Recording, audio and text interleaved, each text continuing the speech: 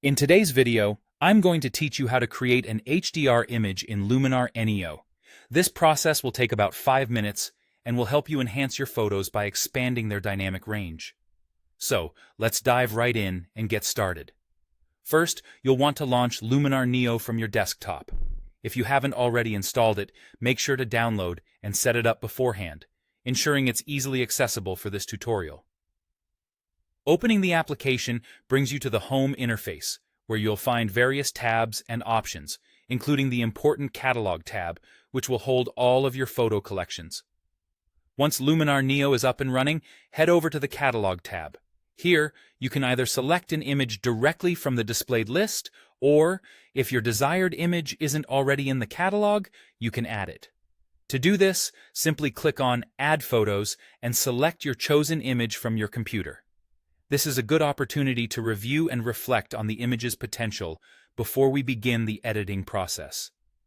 Now that you have your image selected, it's time to take advantage of one of Luminar Neo's key features, the HDR Merge tool. To start, drag and drop your single image into the HDR Merge tool. Since we're only using one image for this HDR creation, you won't need to tweak any additional settings within this step. This tool effectively analyzes the image and sets it up for HDR processing. With your image loaded into the HDR Merge tool, the next action is to click on Merge.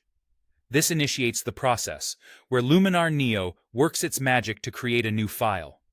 This file will display an expanded dynamic range, allowing more detail to be visible in the highlights and shadows.